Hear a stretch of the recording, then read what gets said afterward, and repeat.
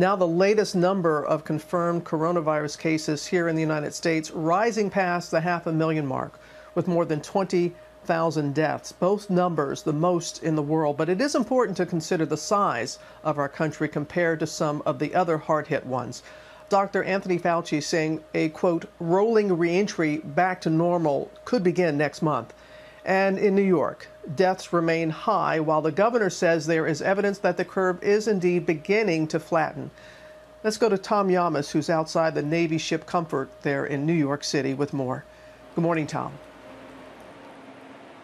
Robin, good morning to you. When you speak to doctors across New York City, some say they do see a slowdown in patients. Others say they still are feeling that surge. Governor Andrew Cuomo says we all have to be cautiously optimistic. This as we're tracking news out of China this morning. China now reporting a troubling trend, a high number of new cases now emerging. This morning, promising news New Yorkers have waited weeks for. Governor Andrew Cuomo signaling the state is finally flattening the curve. The rate of people going to hospitals dropping, but the crisis far from over. Coronavirus killing nearly 800 people a day here. Cuomo calling it a horrific rate. 758 people lost their lives in a 24-hour period. I speak to many families who are going through this, many people who lost loved ones. As New York tries to get a handle on the deadly virus, other hot zones near New York are emerging. In Massachusetts, the number of confirmed cases soaring by 21% over 2 days.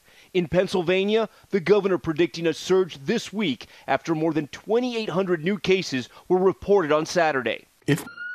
A message of hope as America reaches more grim milestones in its ongoing battle against the coronavirus. The U.S. now leading the world in deaths, topping 20,000. And all 50 states are under a major disaster declaration for the first time ever. Still, some encouraging signs in hard-hit New York. The number of hospitalizations appears to have hit an apex. Progress, but the single-day death toll jumped again to a staggering 783. It is stabilizing at an horrific rate. For those out of work, help is on the way. The IRS began depositing coronavirus relief checks, tweeting, "We'll continue issuing them as fast as we can." And while reopening the country may be on the radar, officials from coast to coast are not relaxing the rules. Los Angeles extended its stay-at-home order until May 15th, the longest of any city. Michigan now banning visits to friends and relatives.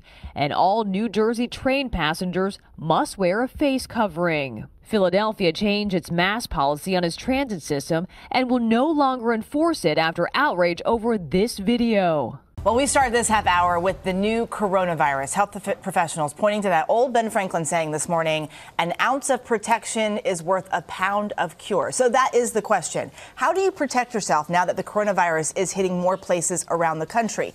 ABC's Zachary Keish is here with a look at your best bets for staying healthy. Good morning to you, Zachary. Eva, good morning to you as well. Experts are using the word inevitable when asked whether this virus will spread. That's why prevention has become such an important aspect of the response. Despite the unknowns, there are some steps you can take to protect yourself.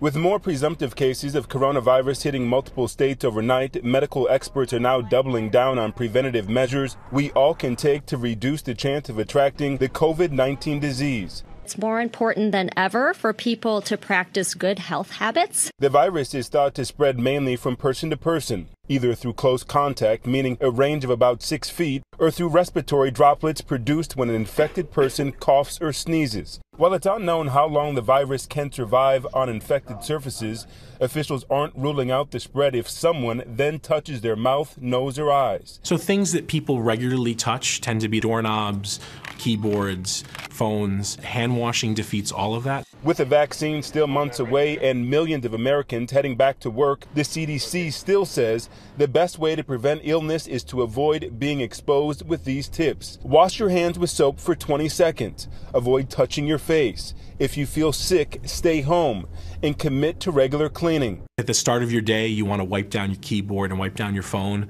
so it's clean at the beginning of the day. That's a good measure to take. Experts say the most important things we can do in preparation are the same things we do for a cold or flu season.